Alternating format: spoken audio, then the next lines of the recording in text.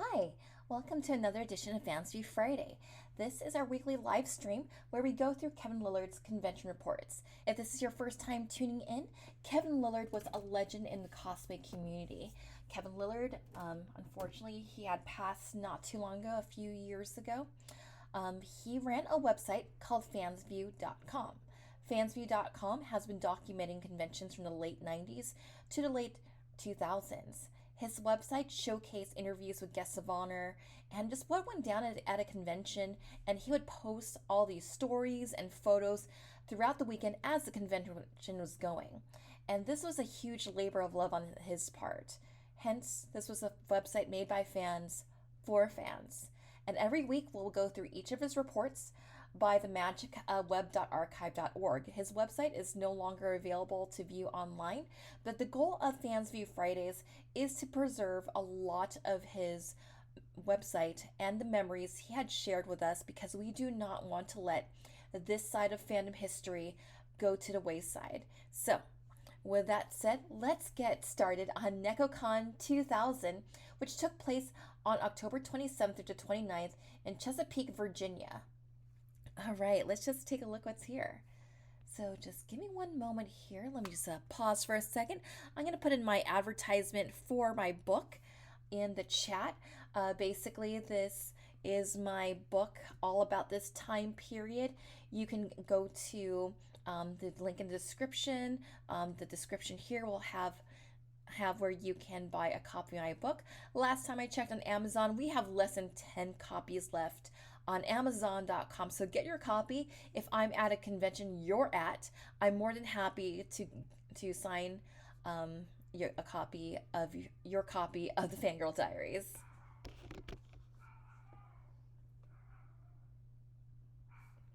All right. With that said, let's get started with NekoCon here. And in the chat, we have Ramsey. Thank you for the affiliate anniversary. I very much appreciate it. So we got pictures and panels. So first we have artist Fred Perry Leff and Colleen Doran, right? We're on the scene at the Hampton Roads convention. Okay, let's go through some pictures first. NekoCon pictures. The little convention had a lot of early costumers. Get rid of that. Okay, we have Kasumi from Dead or Alive, it looks like. We have Kid.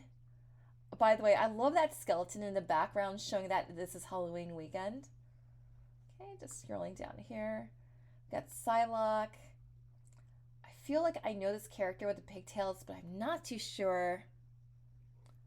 Oh, so like right up here, the guy with the sword and the ripped shirt is Hayato from Star Gladiator.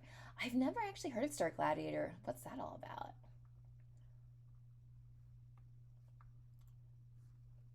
Okay, also we have Princess Mononoke.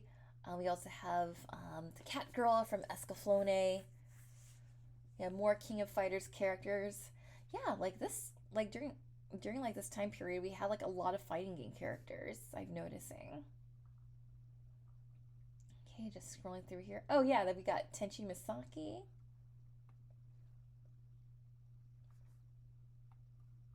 Okay.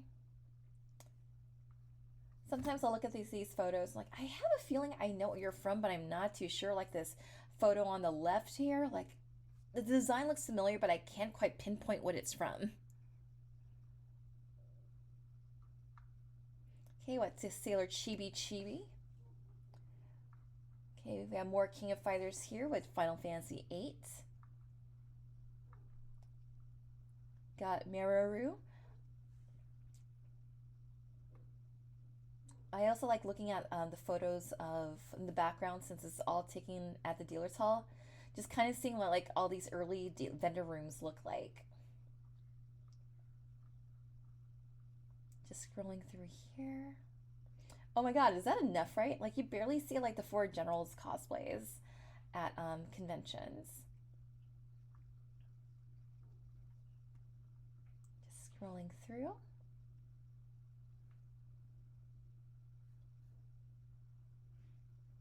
Yeah, let's see. In the chat, the girl is Whip from KOF.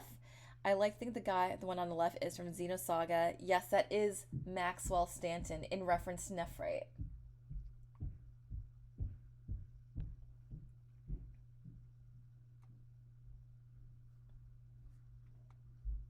Oh, we also have a zoocyte too. I wonder if there's gonna be this week. We're gonna see some group photos. Scrolling through. Oh my god, I love that moose. Hopefully, you get some photos to load up here. It looks like it's not loading up. So sad.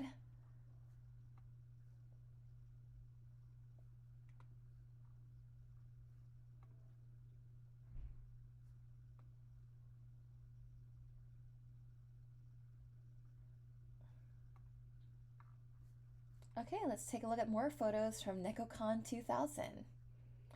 We spotted new and old friends between the hotel and the conference center. Alright, so who are these friends here? Costumer Thomas Cardwell set the shampoo dress aside to run registration desk on Friday. Artist Fred Perry spent his day at the Arts Alley or the dealer's room. Two other intrepid artists, animator Jan Scott Frazier and Doug Smith of Studio Iron Cat, Jeff Thompson of The Right Stuff, brought the long-awaited new catalog to the convention. Besh is back. First time we've seen this convention favorite in months. Costumer Nikki Froberg and got Doug Smith to carry one of her many boxes full of costume parts. That Golden Boy is such a nice guy. Actually, let me save this photo, and this can be like one of the images for the thumbnail. The Golden Boy helping out a cosplayer take costume parts out of their car. Such a Golden Boy thing to do. Smith and Froberg hid in the background while Steve Bennett signed shirts at the Iron Cat booth in the dealer's room. Costumer Super Fu was spotted in street clothes, ready to continue her best of show dreams. Keith Mayfield, chair of Katsucon, was talking of big plans for his February event, including a possible 2002 movie North. Michael Brady promised that he would no longer be known just as the voice of Crusher Joe. Costumer, raconteur, and biker Rob Lance was at the convention for the first time in a couple of months. Heavy concentration here during the first day panel on web page design.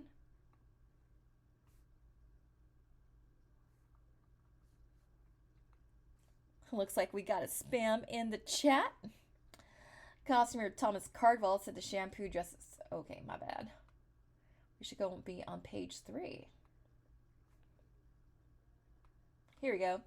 Well, things got busy in the Artist Alley. Joseph Yamine of Club Ro Anime in Roanoke was looking for more members. By NekoCon standards, the opening ceremonies were normal.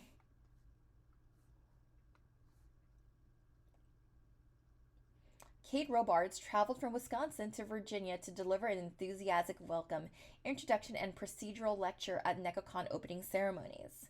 And what happens? Artist Jan Scott Frazier happens at the same thing to Robards that she did to another person or two at Nondiscon 2 weeks earlier.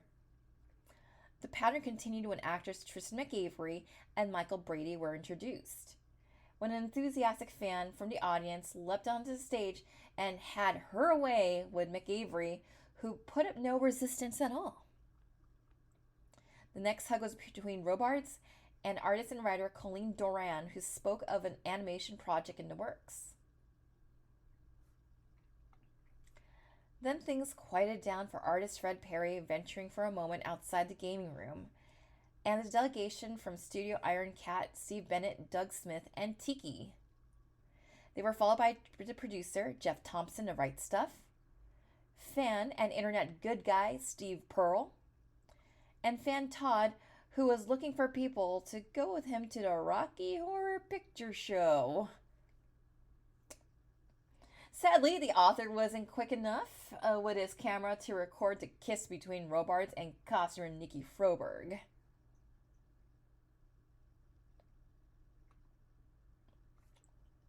Alright, what's next? We found another group of costumers on Friday night. Okay, we got a kaiju. I assume the one on the right is from Oh My Goddess. Looks like we got Ranma. Oh, hey, Nadeshiko. I used to cosplay as this version of Nadeshiko. There's a part of me that kind of wants to do like an inspired version of this outfit. Aw, I love this waitressy outfit.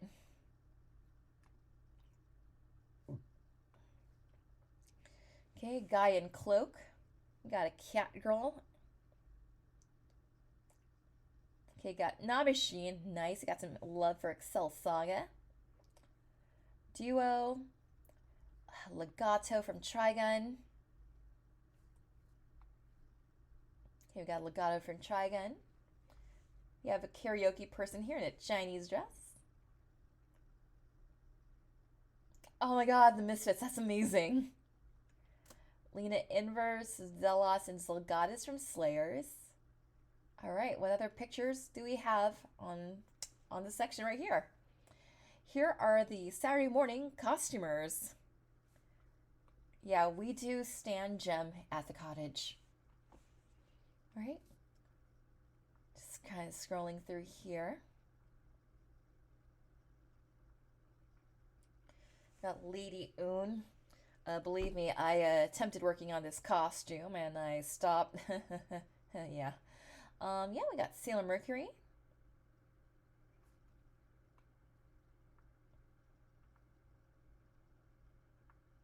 I assume that's from Weiss Klois.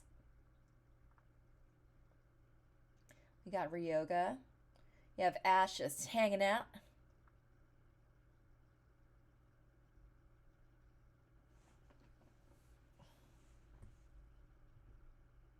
Okay, we got more over here.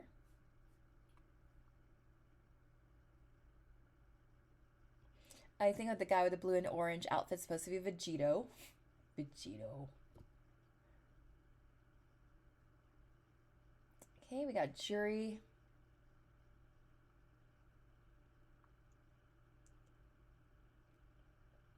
Okay. I love how they have like pandas in the background. You can kind of see some of the stuffies in the background too. You have Kenshin and Sanosuke.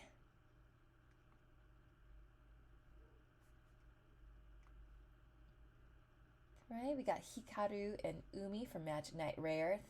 And gotta love all the complimentary plastic bags of swag they give you upon registration, as seen in some of these photos. We got a whole Utena group here. We got Shampoo, Tomohome.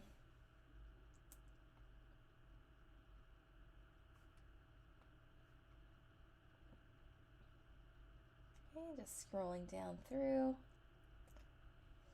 Looks like we got Martin, the successor Nadeshiko. Got Sailor Neptune.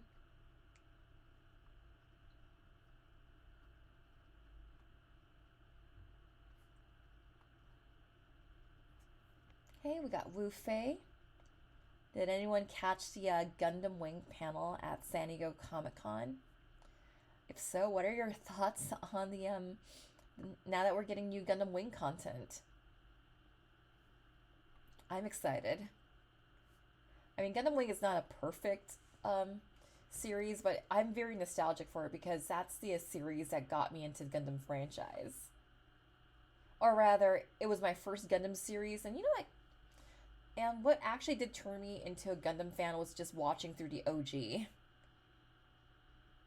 Green suited guy is from Chrono Trigger. Guy in the black suit and red hair is Jean from Outlaw Star.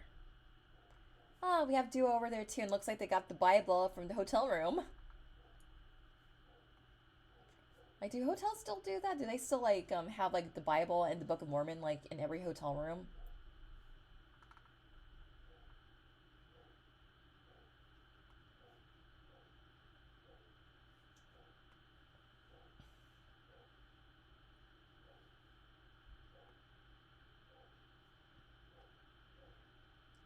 All right, there are more customers to chase on Saturday afternoon. All right, looks like we got 14 pages of this. And in the chat, I just realized it's 2000 and it's Prime Gundam Wing. Yeah, this is quite an era to be a Gundam Wing fan and a Gundam Wing cosplayer. Oh, they had the Platinum's Sakura.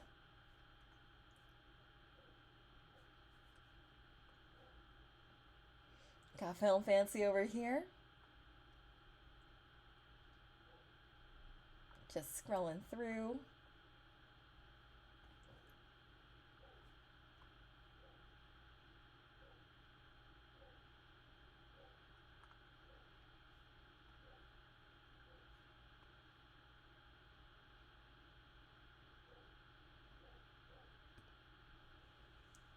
Okay. Got Princess Mononoke, Rei Ayanami.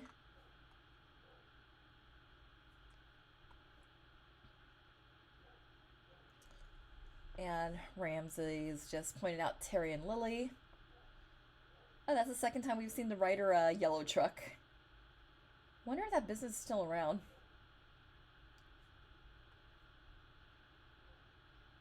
Scrolling through.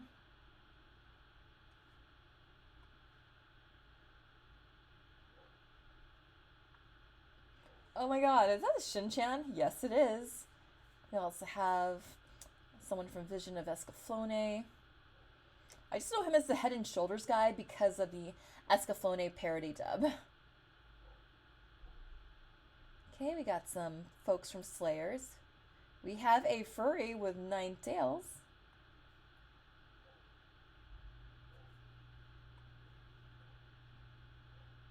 Okay, scrolling through.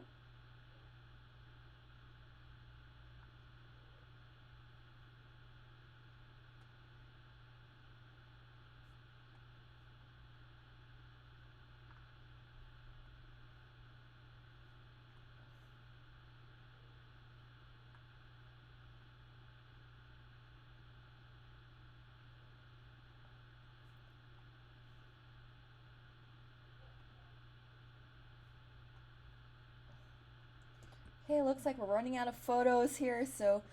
Oh, we got some photos over here.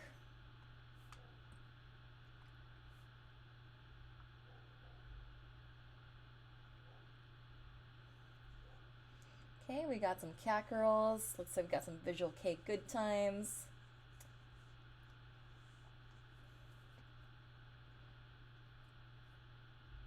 Alright, interesting costume choices. Alright, that's about it for this section. Okay, the Saturday night costume contest was full of surprises.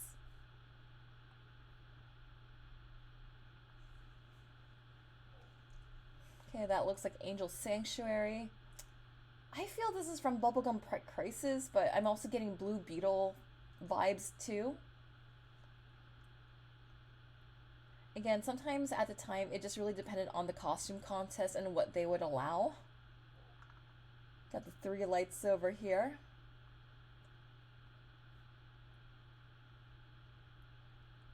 Guyver. Okay, I had no idea.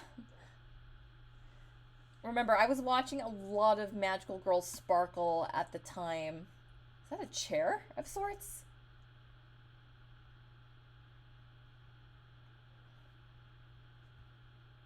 Yeah, I remember I babysitted like this one kid's like, oh my god, I saw this thing called the Guyver. It was like the best thing I've ever seen in my life. And just at the time, I just wasn't into the ultra-violent anime stuff because, like, hi, I'm a girly girl who wants more of Sailor Moon, please. More of the slice of life comedy stuff like Ranma, please. I was more on that side of anime.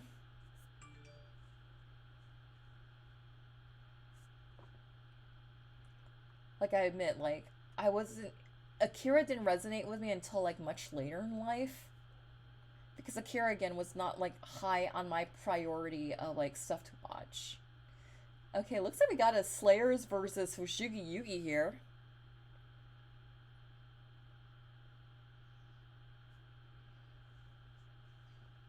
I love how, like, this guy in his suit is, like, just holding by these 2 randos by the scuff.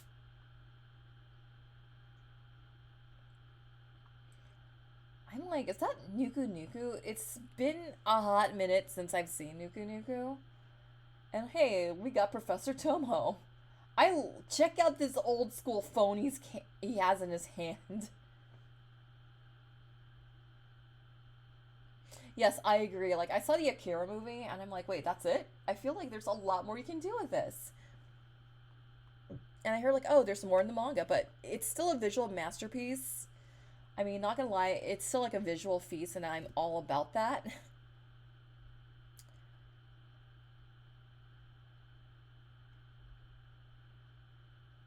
And here, Ramsey says, look how they dragged me away from AX 2000. I was actually talking to a friend of mine because a couple of friends of mine, like outside my normal circle, they were talking about like how all their friends had drama at Anime Expo 2000. Like, look, I know so many people who had drama at Anime Expo 2000. Like, it warrants like writing its own telenovela. And I was joking around like, I should just write a book, just kind of change scenes and names around, and just do a very AX 2000 coded telenovela story. Like everything takes place in the late 1960s at this luxurious resort. And we have thieves.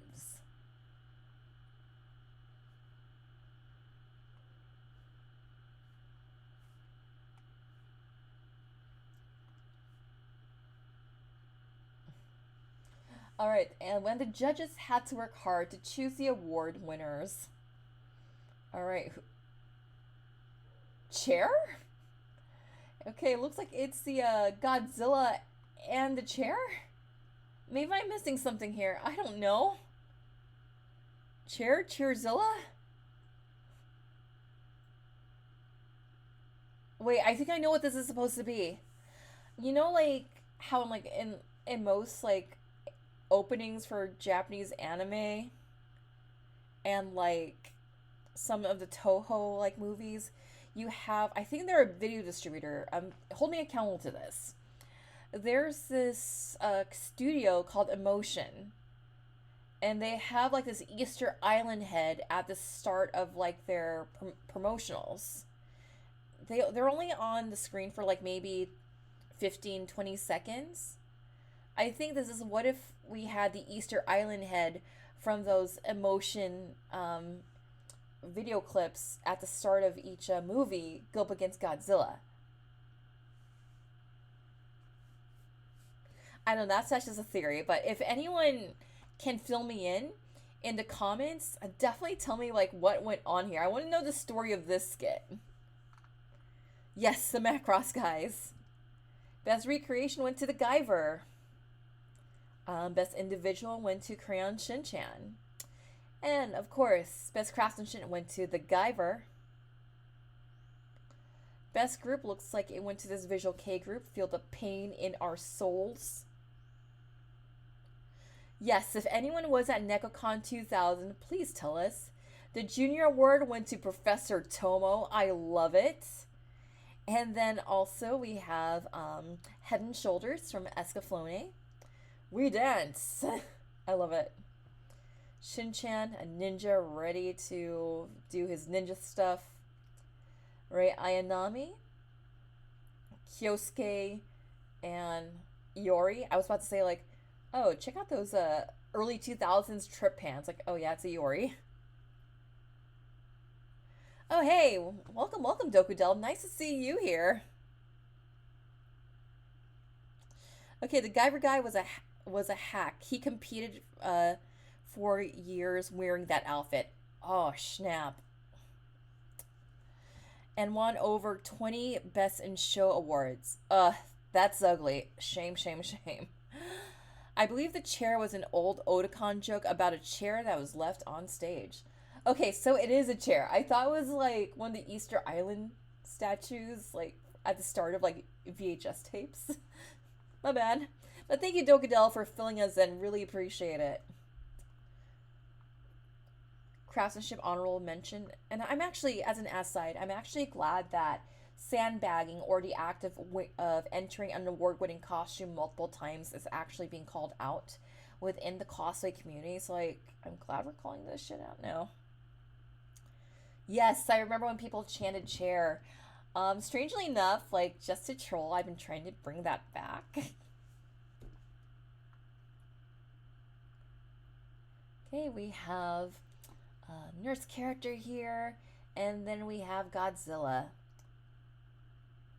Okay, let's just take a look at the last set of pictures for NekoCon 2000. Here's a bonus look and more pictures from the Saturday night costume show. Cheer, cheer, cheer, cheer. Oh, we have Mokona, we have Fu. Oh, we got 12 pages of this. It's kind of scrolling through here. Donations welcome.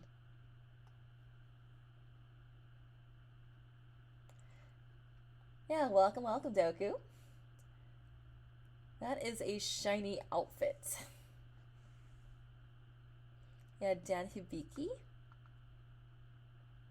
We got Mars. Dragon Ball. Pink Cat Girl earlier on was Alyssa-chan. Ah, yes. I had to be refreshed on what's up with Alyssa-chan. Yeah. Like, it's one of those folks that I forgot she existed, but a friend of mine just filled me in like, oh, Alyssa-chan. Yeah. Yeah. I can't believe I'm doing this.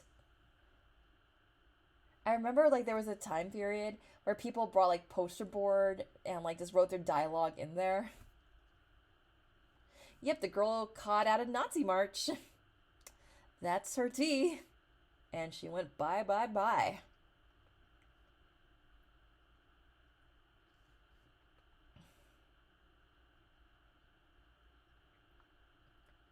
World Revolution.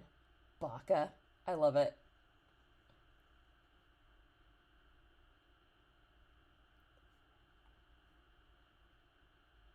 Yes, she went out with some person by the name of Derek who also cosplayed as Superman. As far as I know, he was a regular at Dragon Con, and that's as much as I know. Or that I can recall off the top of my head. Yes, the Goku guy. Because I remember when the reveal dropped, they referred to like his more recent costumes, and then some of us old schoolers dug a little bit deeper, like, oh yeah, it's Alyssa-chan. She used to do blah blah blah blah blah, and Derek, he used to do all these Dragon Ball cosplays. Okay, now my memory is being a lot more refreshed.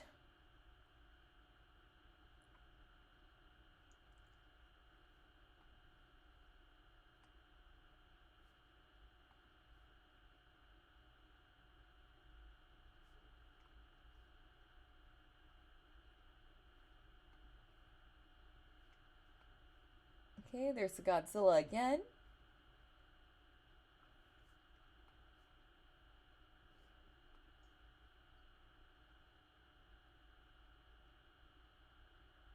Okay, scrolling through.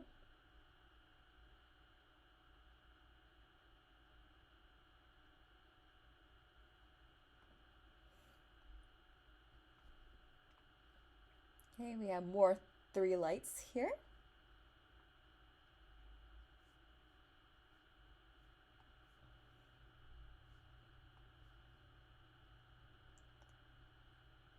Scrolling through.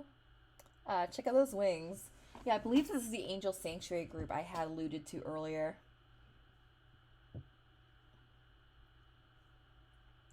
Alright, that's it for costuming and photos from the convention. Now we're going to look into Kevin's panels section. Let's take a look at some of the panels here. Oh boy! Now that we know, customers collected on Friday to show their stuff. Some people who make the costumes that delight the convention fans got together on Friday evening at NekoCon to talk about their work and show off their projects, new and old. Nikki Froberg, known as the Giant Pen Pen and Totoro Chu, displayed a work in progress, the beginnings of the Welsh Corgi dog from Cowboy Bebop. Aww, I love corgis. Here's another Froberg project, the start of the head of the rarely seen true form of Kero-chan from Cardcaptor Sakura. Costumer Tiki told how she got started with a high school sewing class, made a costume, enjoyed it, and progressed to what she seems like dozens of convention costumes. And costumer Heather had a new work to show off, a Christmas kitty that was destined to be a character planned by Studio Iron Cat. And some of the most intriguing work shown at the panel came not from cute females, but awesome males. Tiki is cool people, friends with her, IRL. Yeah, I've been seeing a lot of Tiki in a lot of these convention reports. I'm actually curious, like, I don't know if she's on social media, because I'd like to see her stuff. She seems like a cool person. And Industry Insider had some sad news. Oh no, what can this be? Jeff Thompson, producer of The Right Stuff, usually has some lively and fresh opinions. But when Thompson spoke at a Friday panel discussion, he started with some sad news. Michael Albin, pictured at Anime Central 5 months earlier, the voice director of the dub record of Lotus War and other English language anime adaptations, had died a few days earlier. It's a shock. It hits home. The engineer and I probably were the last two people to see him alive, Thompson said. The day after recording the session, Albin was driving to work, stopped at a service station, and just died. According to Thompson, Albin left a wife and 3 children. In the last year, Thompson has changed his mind about the balance of power between VHS tape and the DVD disc format. A very scary thing in the industry is that VHS as a delivery medium is going away very quickly, he observed. Thompson said he was surprised at the rise of DVD anime sales when compared to VHS sales from 1999 to 2000. Dub tapes continue to outsell subtapes. Thompson suggested that some subtapes sell fewer than 1,000 units, but he wondered if the sales of even dubbed VHS anime would continue in large numbers in 2001. Thompson, seen with Kate Robards, had also chatted about a couple Right Stuff titles. One of them was Assemble Insert, the short 1980s TV series about a superpowered schoolgirl that was a fan sub's favorite that didn't quite make it to commercial release in North America. Thompson hinted that The Right Stuff might get some of the other older shows. The other was Flint the Time Detective, shown on Fox, which sort of involved us getting the title so that someone else wouldn't.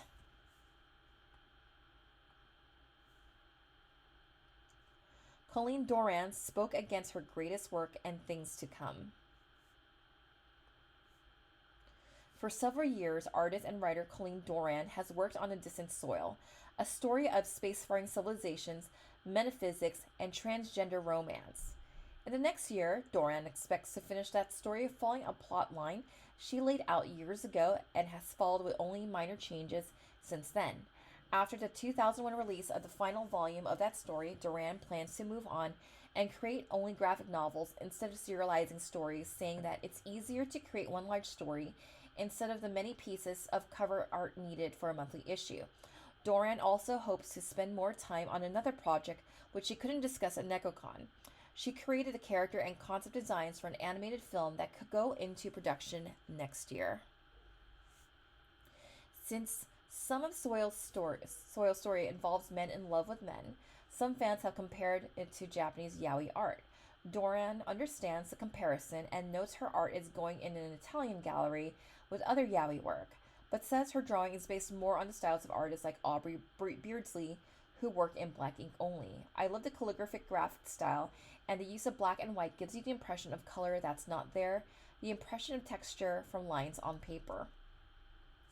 Although Doran's work seems akin to manga, her pacing and storytelling comes from American comics artists such as Will Eisner and Frank Miller. Doran dislikes the slow, measured pace of manga that takes dozens of pages to set the mood of story without advancing the storyline. The Japanese storytelling technique doesn't work in American comics because it drags on for so long, she said. And while the sex in A Distant Soil hasn't created much troubles with comics and retailers, Doran looked at the censorship talk from the presidential candidates and said, I do not want the government telling me what is bad for me and my children. Tristan McAvery reviewed the artistic decisions in dubbing. How did I take this precise language and put it into clunky old English? That's how Tristan McAvery, who was the voice of Gendo Ikari in Evangelion and formerly a voice director in ADV Films Productions, described his job in creating dubs. Something must have been done right, dub anime companies to outsell subtitled videos, despite the number of fans who say they like the subs.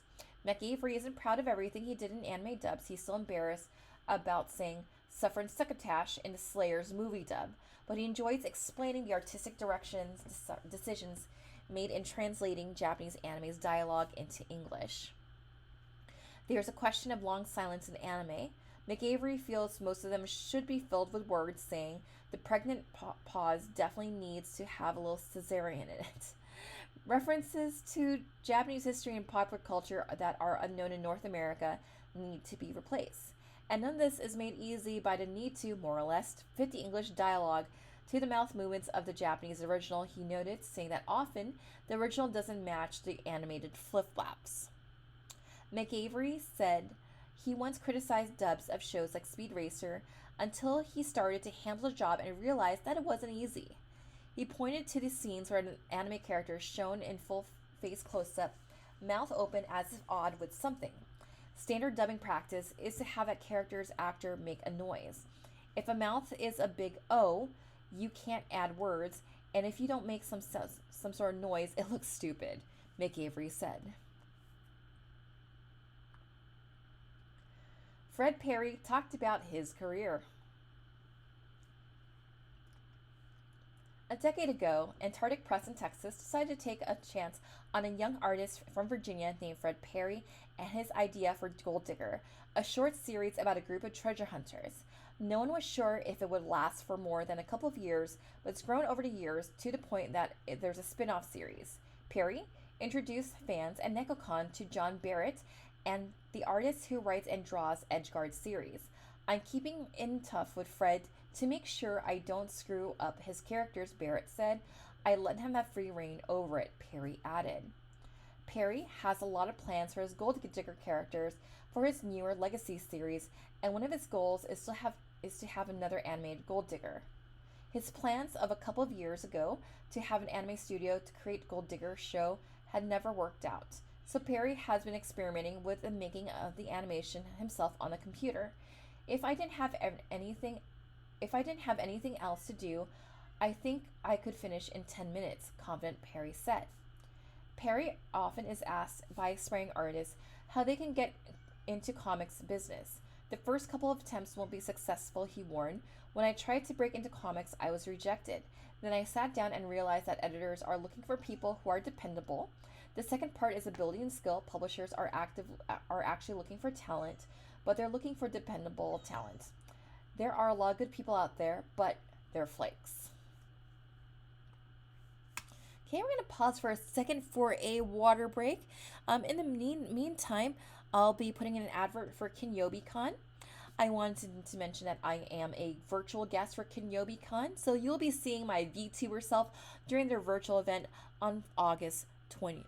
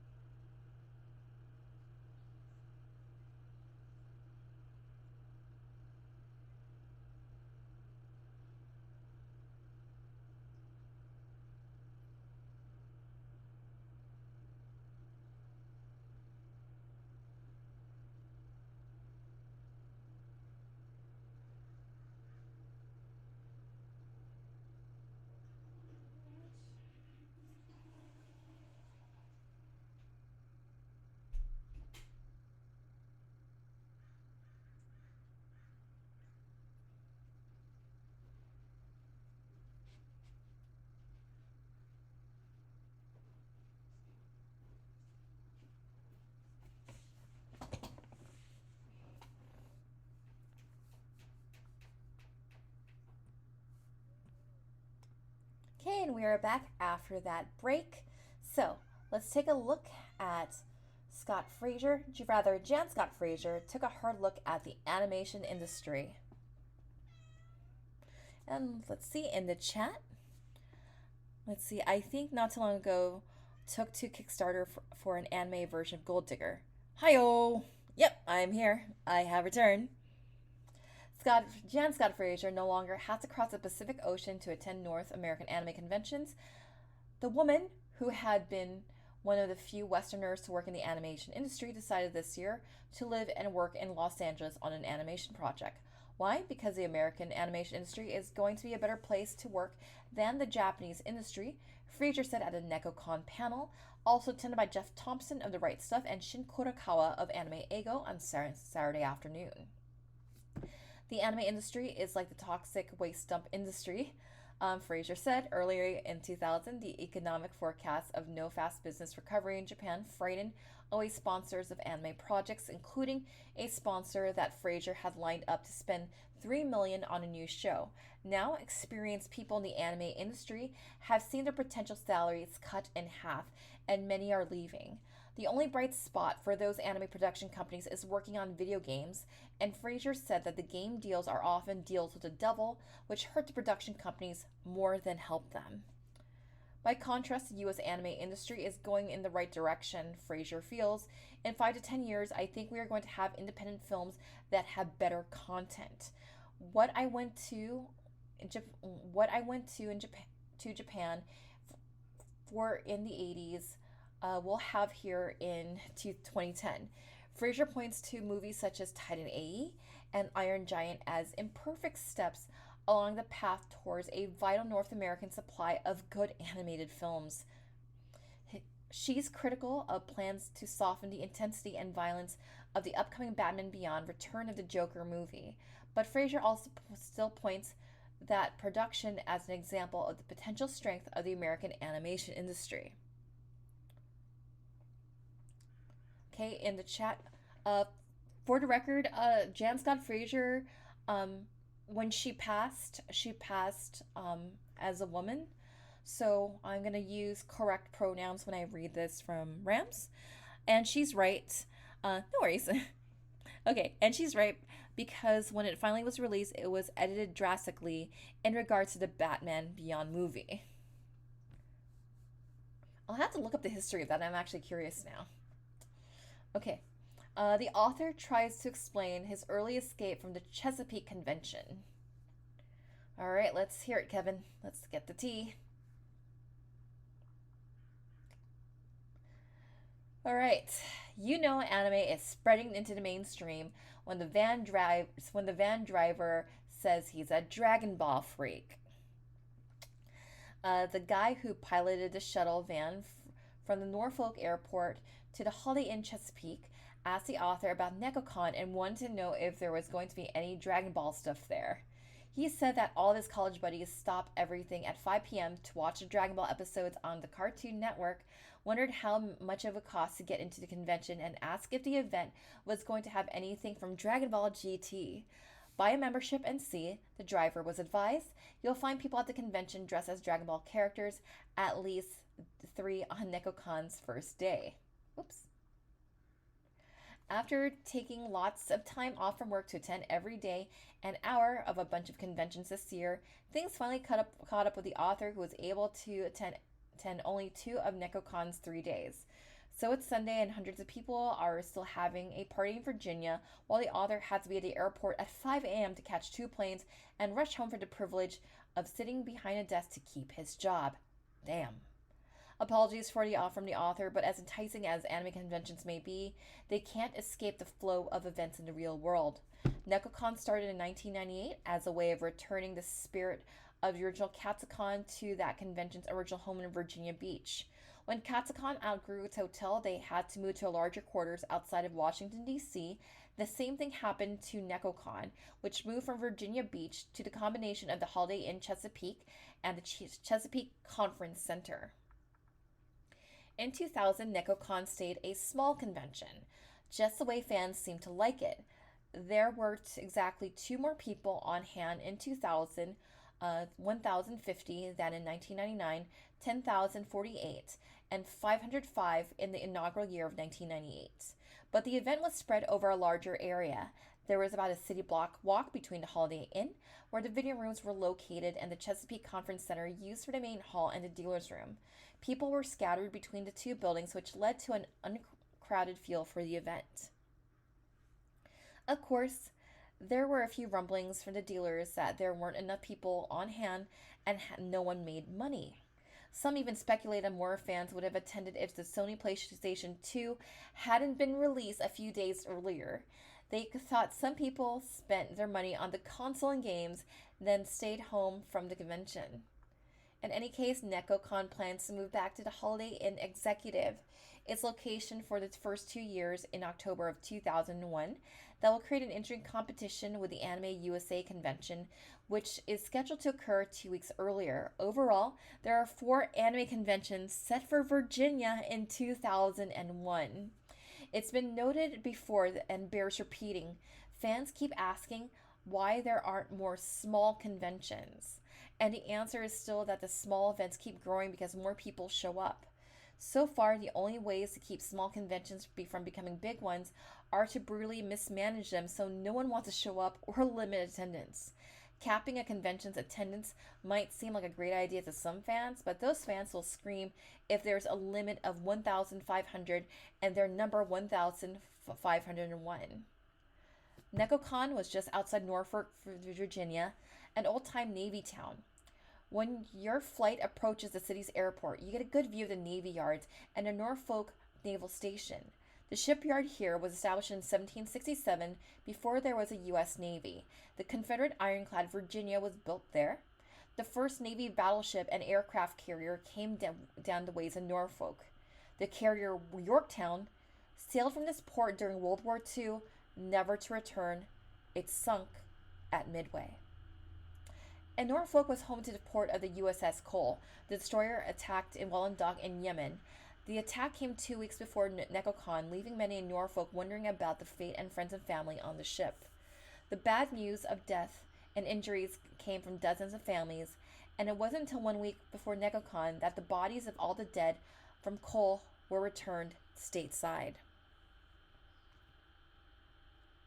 Then there was the word that Michael Albin, the voice director who had handled the acclaimed dub of record Lotus War, was prepping to work on his and her circumstances dub, had died a couple of weeks earlier in New York City, leaving behind a wife and 2 children. And a week and a half before NekoCon, Frederick S. Clark died in Chicago. 2 years earlier, Clark had taken a step into the anime world by publishing Anime Fantastique magazine, a spin-off from his influential Cine Fantastique. Dan Parsons, Anime Fantastique's editor, saw the magazine as a way to link the world of American and Japanese animation, but the publication was never sold enough copies and was discontinued only after 4 issues. Okay, in the chat we got... Alright, which is interesting because Dragon Ball Z was restarting and getting off Namek on the Toonami dub. Oh, good freeze frame of the time. Yeah, for real. Internet intentionally kneecapped a con. Yeah, the term capping is where you kind of limit attendance. I just say just sell tickets until the convention sells out. Because I don't know, every time I hear we gotta cap the convention, I'm like Captain Methanese? I know what it means, but just sometimes when I just hear something my mental vision of what you're saying is a lot different from what you mean. Anyway, so this has been another edition of Fansview Fridays, but before we go, I'd like to just give a plug to my book, The Fangirl Diaries. This book is all about this era. It's all about girlhood, anime fandom, coming out at one of your first anime conventions. This is all about that era of the late 90s and early 2000s. What was it like to be a cringy teen otaku in an age where anime was becoming mainstream? And with that said, link in the description if you want to buy a copy of my book. There's very limited copies on Amazon, but you can also use that link to also buy yourself a signed copy of my book as well from Underdog Bookstore. Also, with that said, I wanted to thank all of you for tuning in to Fansview Fridays. Thank you so much for your support. You can also further support us on Ko-Fi. Donate to our Ko-Fi. Anything that goes into our Ko-Fi will definitely go into our convention budget. This helps with parking. This helps with our travel to conventions, especially if we're going around to promote the Fangirl Diaries. With that said, thank you again for tuning in. And next week we'll be back again. Yeah, we're actually going to be back again. We're going to be back again talking about more anime convention, this and that. I don't know, maybe we'll surprise people this time. Maybe I'll tackle Anime Expo 2000. You know what? That's what we're going to do next week. We're going to do a live stream of Anime Expo 2002. Because guess what? Next Friday is my birthday. And what better way to celebrate my birthday than the convention where I celebrated my cotillion, Anime Expo 2002. With that said, thank you so much for tuning in. We will see you next week on Fansview Fridays.